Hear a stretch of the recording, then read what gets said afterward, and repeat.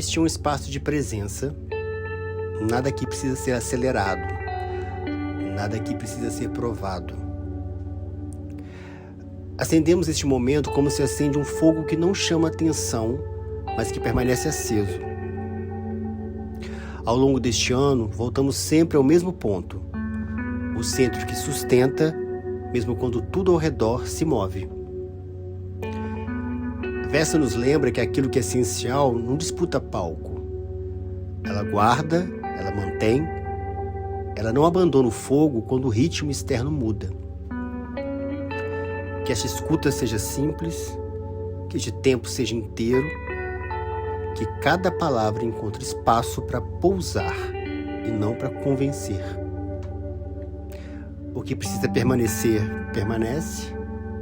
O que não sustenta, se revela.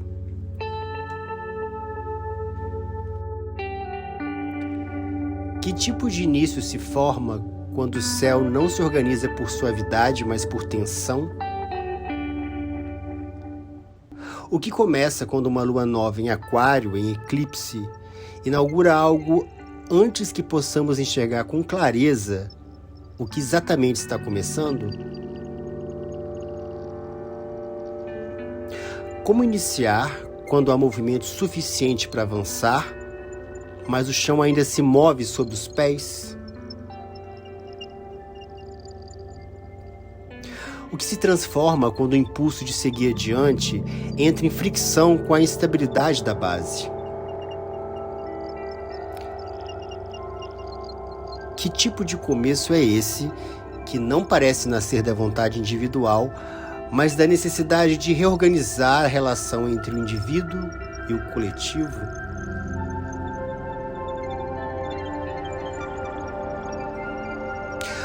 Onde ainda buscamos segurança fora para sustentar decisões internas? O que este céu revela sobre escolhas feitas sem garantias, sobre assumir posição mesmo sem forma pronta? O que se pede de nós quando nada está plenamente formado, mas tudo exige presença?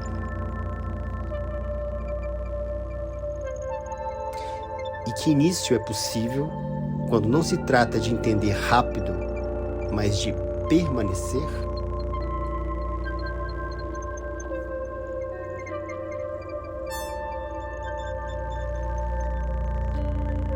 Em síntese, o que nos convida essa lua nova em aquário com o eclipse solar?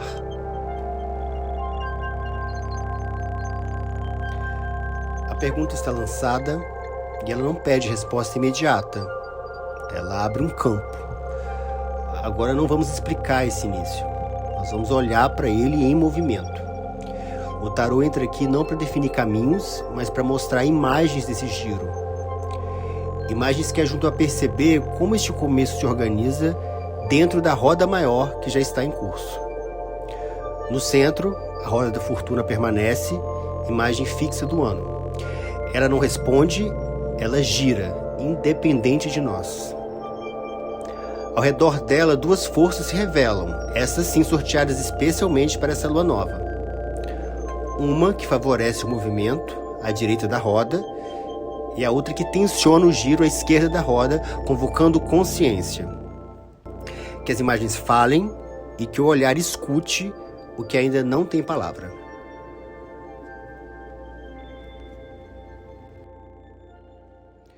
Nessa tiragem, o Ás de Ouros, à direita, aparece como a força que favorece esse giro. E o Ás de Ouros fala de uma predisposição para materializar um início. Sonhos e desejos que, talvez por muito tempo, ficaram dependentes da validação das comunidades e das redes às quais nós pertencemos. Aqui o movimento que favorece não pede permissão, ele pede libertação. É como se fosse um começo que precisa eclodir, mesmo que o coletivo ainda não acompanhe. Na nossa lua nova em Capricórnio, do mês passado, essa mesma energia aparecia como tensão. O cuidado era de não iniciar algo que não conversasse com a trajetória que já era construída, né? O reconhecimento daquilo que já tinha estrutura. Agora o campo é outro. O céu é outro. E com a conjunção rara de Saturno e Netuno em Áries, a força que favorece esse giro é a união entre estrutura e imaginação no grau zero do zodíaco.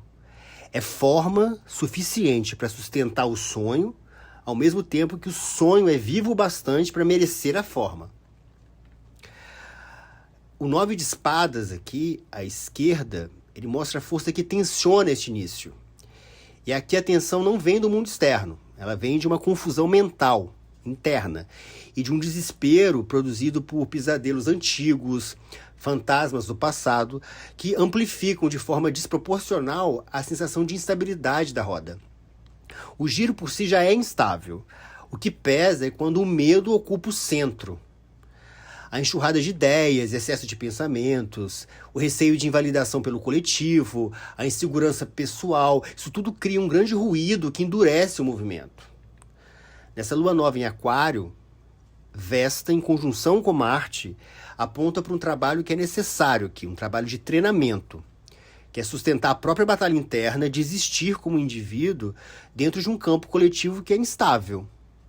Não é para eliminar esse medo, é não permitir que esse medo governe o giro.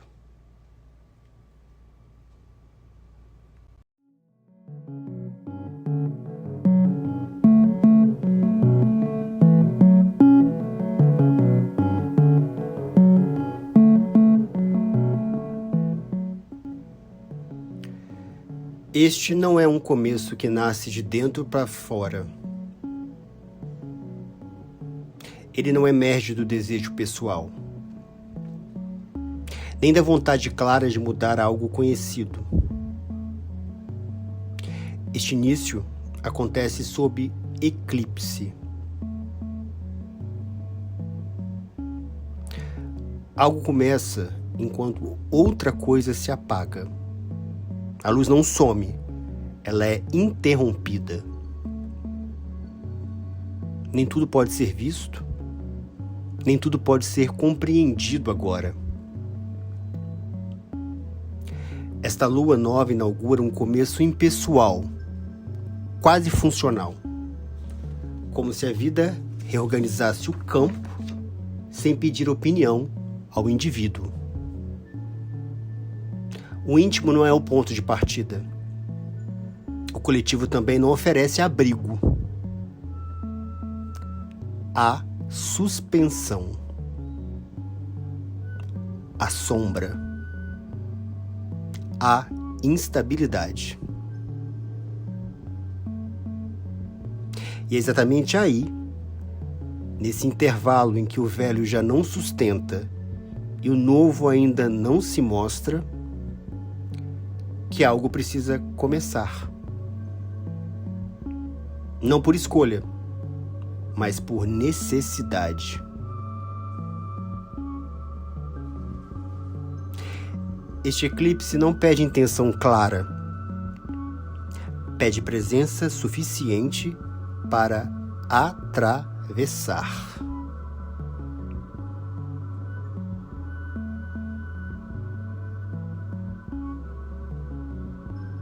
A pergunta não é o que eu quero iniciar.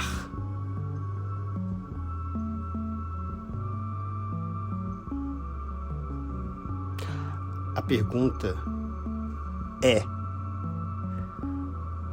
o que em você consegue sustentar presença quando o começo acontece em terreno comunal.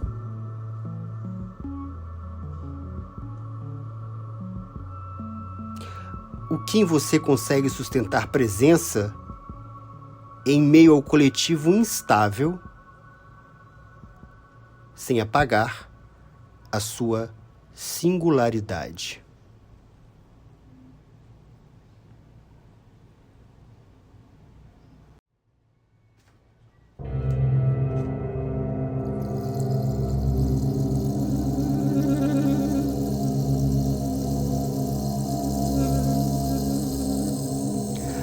Aquário não começa no coração.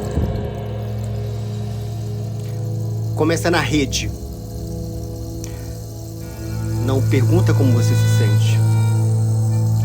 Pergunta se isso funciona.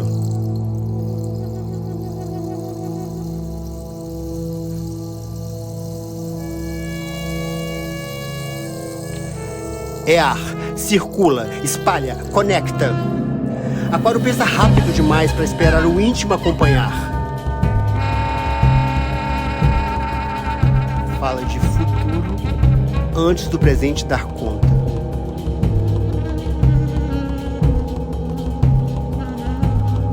Ama a ideia de humanidade, mas se impacienta com pessoas. Aqui o indivíduo atrasa, o sentimento pesa.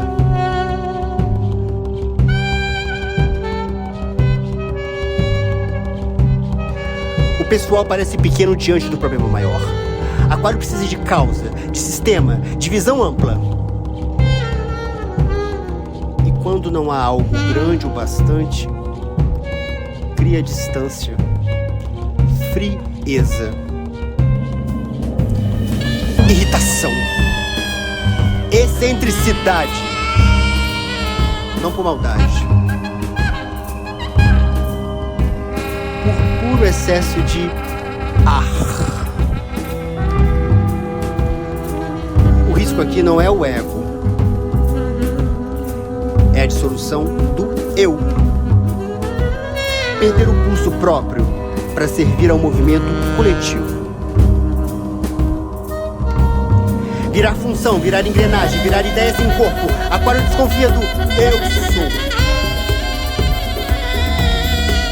Prefere o nós pensamos.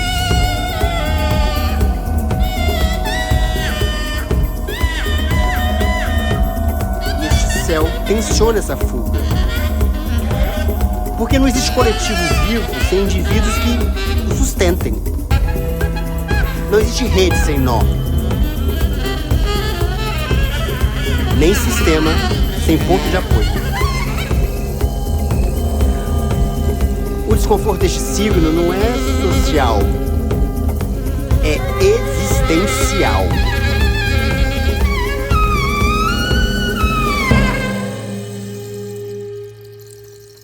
Como ser alguém sem interromper o fluxo do todo? Como manter singularidade sem virar ruído? Como participar sem desaparecer? Este é o atrito de Aquário. E essa lua nova não suaviza.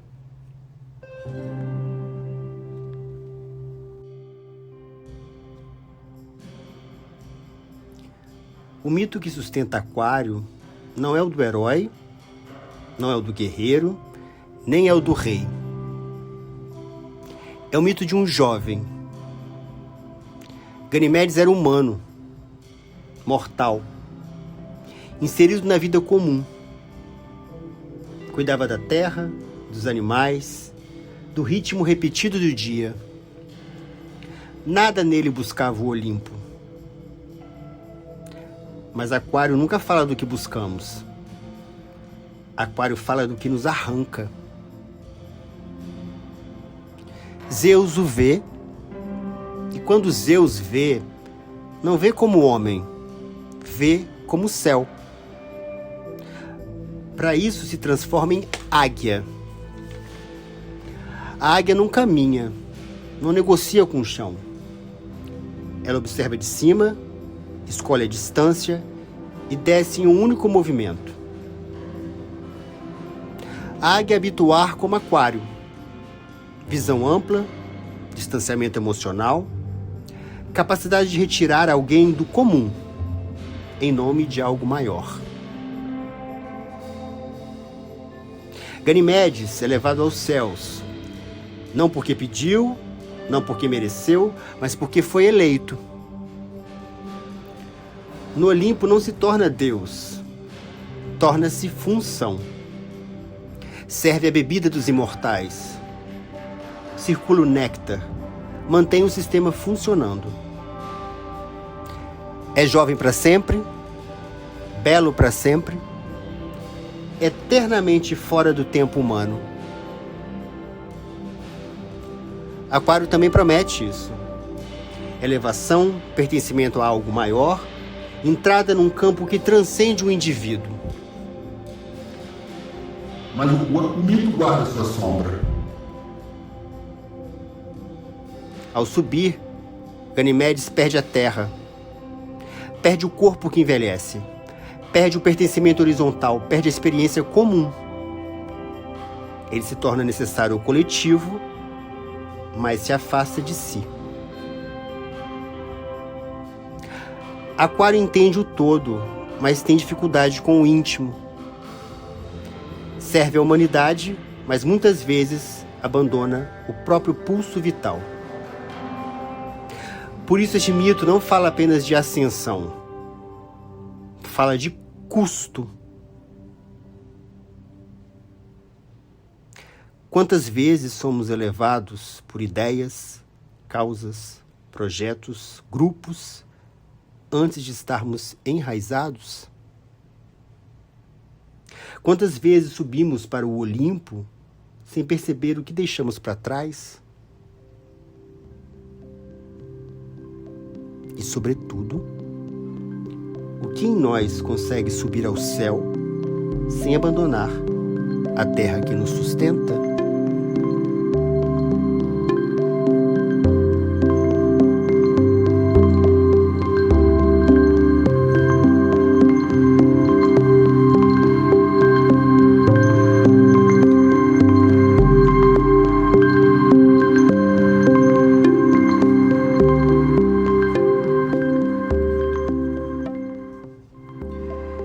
E é aqui que as cartas da tiragem de tarô dessa lua nova ecoam um mito.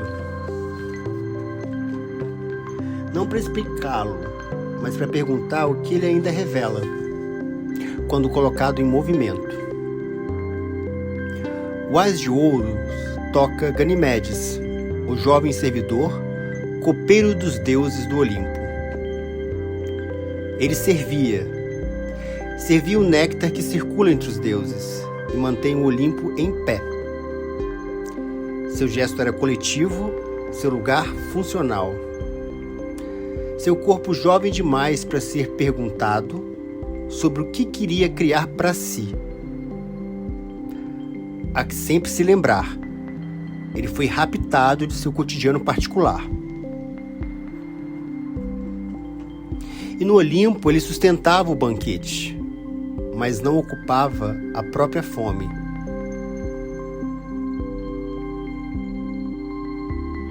Há um momento eclipsado no mito, que não nos é revelado.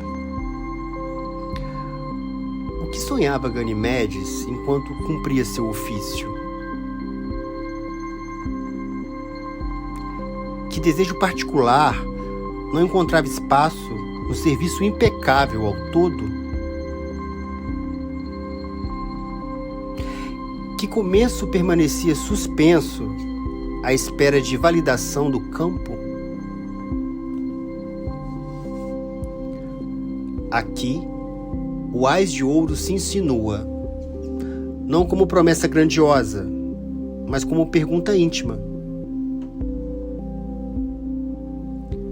O que em você quer nascer, mesmo sem permissão do campo?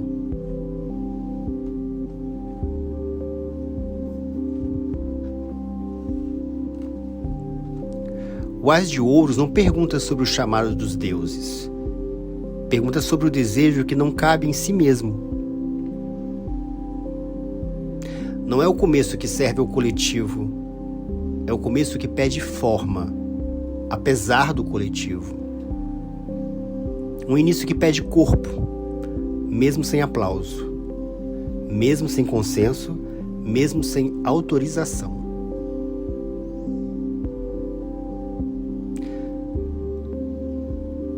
Mas o mito também guarda outra imagem, anterior e mais silenciosa. Antes de Ganimedes, temos Hebe, filha de Zeus e Hera. Hebe, deusa da juventude, serviu o néctar aos deuses antes de Ganimedes. E basta um instante até um dia em que o cântaro lhe escapa das mãos. O cântaro que cai diante de todos.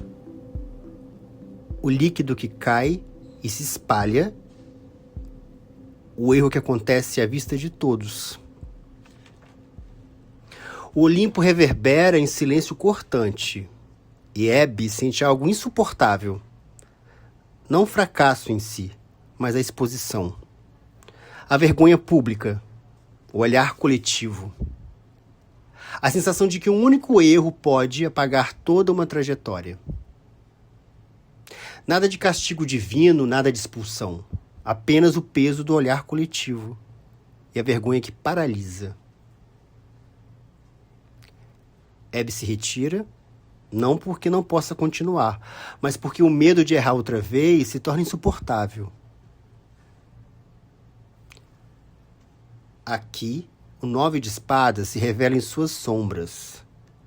Não como uma ameaça externa, mas como prisão interna. O fantasma e o pesadelo. O medo da exposição, o pavor de falhar diante do grupo, a fantasia de que um tropeço anula toda uma trajetória.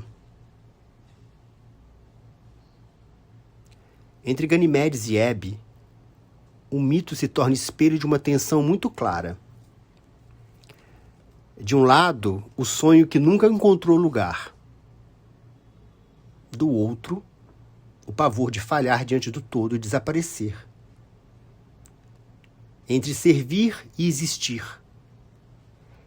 Entre sustentar o coletivo e sustentar a própria presença.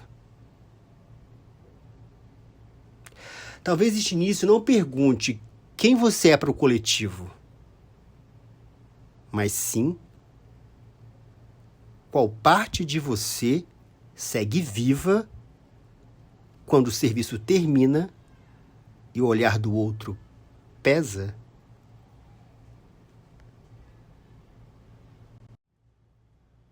E eis que no silêncio do tempo, uma águia cruza o céu. Alta o suficiente para parecer soberana. Precisa o suficiente para não hesitar. Ela não surge das margens. Ela já está em voo. Rasga o azul com precisão meticulosa. Atravessa o disco do sol e o sol se apaga.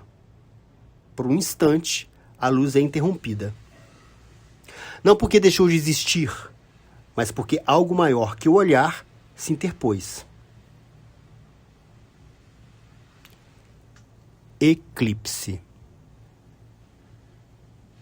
No mito, é Zeus quem voa disfarçado, não como sedução, mas como força. Não como convite, mas como captura. A águia não nasce da terra, ela desce sobre ela. Ela mergulha, captura, desloca. Há um instante em que Ganimedes deixa de ser apenas pastor. Não porque decidiu abandonar o campo, mas porque o campo deixou de ser seu único horizonte. Ganimedes não sobe porque decidiu subir. Ele sobe porque o céu o atravessa. O mito descreve como rapto, mas simbolicamente é reposicionamento. Alguém retirado do lugar onde estava e inserido numa função maior do que seu plano imediato. A águia não pede permissão, ela executa. O eclipse não negocia com a consciência. Ele suspende a luz familiar para revelar outra geometria. Este céu opera de maneira semelhante. Há momentos em que a narrativa pessoal é interrompida por um campo maior. Algo cruza nosso sol interno. A identidade que pensávamos conduzir é subitamente atravessada por uma exigência coletiva, histórica e evolutiva. Não é punição, é deslocamento. Saturno e Netuno se encontram no grau 0 de Áries. Estrutura e dissolução apertando as mãos no ponto inaugural do zodíaco. Isso não é apenas um trânsito. É um marco fundacional. Nada aqui está pronto. Mas o que começa pede responsabilidade não só com a forma, mas com o próprio sonho que tenta ganhar corpo. Não se trata de agir por impulso, mas de assumir a autoria do próprio gesto, mesmo sem garantias. O que nos leva a Marte, planeta regente desse ano de 2026, tensionando o impulso. Há forças estruturais, imaginativas e transformadoras atuando simultaneamente no ponto de início. Estamos em um ano 1. E quando o início se abre, não se permanece onde estava. O eclipse atravessa a luz familiar. Algo cruza o sol interno. Algo suspende a narrativa habitual, não para destruir, mas para deslocar. Zeus não rapta por capricho. Rapta porque o Olimpo precisa de alguém que suporte a circulação do néctar.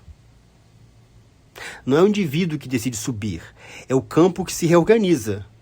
E o eclipse faz o mesmo. A pergunta já não é apenas qual sonho deseja nascer, ou qual medo paralisa. O eclipse suspende o brilho conhecido para perguntar. Quando o campo se desloca, você resiste ou aprende a sustentar-se em outro lugar?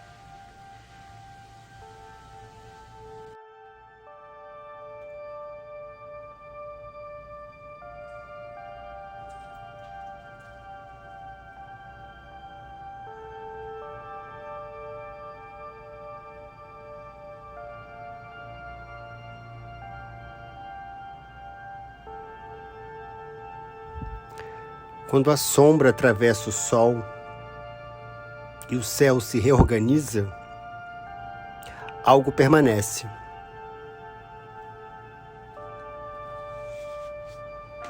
Não é ruído, não é promessa, não é visão grandiosa. É matéria.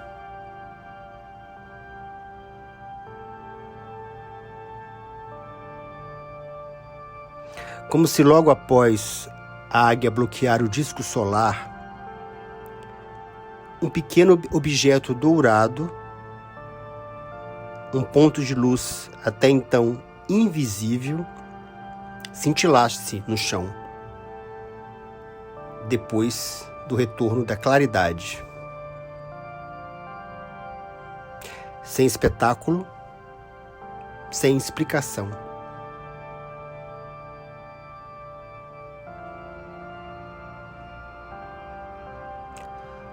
O ás de ouros aqui não é o sonho. É o ponto onde o sonho começa a ter forma.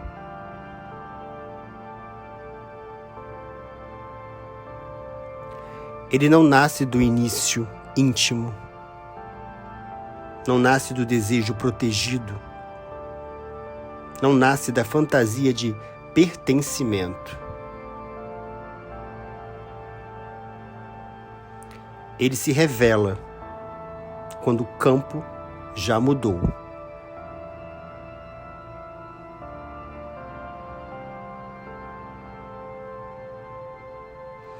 O verdadeiro início aquariano não é a ideia do coletivo. É a responsabilidade concreta de sustentar posição dentro desse coletivo.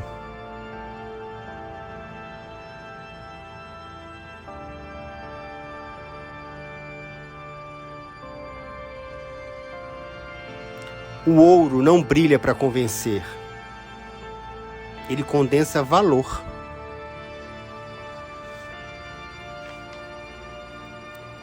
Aquele ponto de luz no chão que começou a brilhar depois da passagem do eclipse pode ser um anel solitário que você carrega em um dos seus dedos. Pode ser uma moeda valiosa que você guarda junto de si. Pode ser uma pepita de ouro, repousando na terra recém-abalada. Não importa a forma. Importa que agora há algo que pode ser segurado.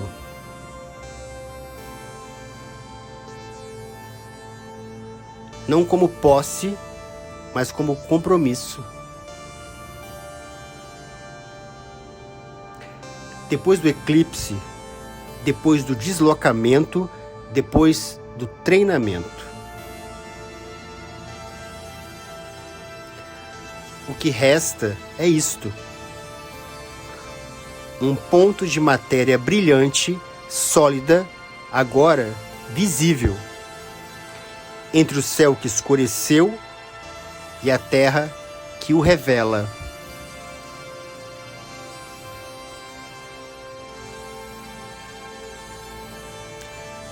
E o gesto mais aquariano de todos não é se dissolver no coletivo, nem se isolar dele. É sustentar essa joia reluzente em meio à multidão, sem fugir e sem se fundir.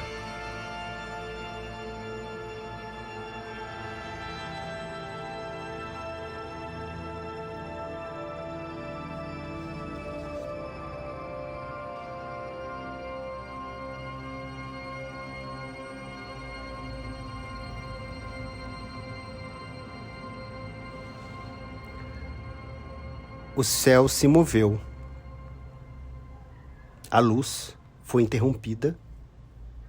O campo mudou.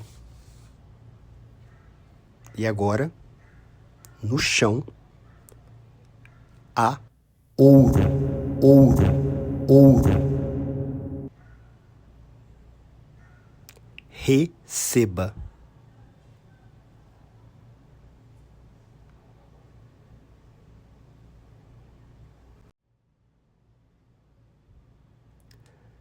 Lua nova em Aquário. Concepção, produção e narração, Marcos Vinícius. Vesta, Astrologia e Tarô. Em foco, Veritas. No centro, a verdade.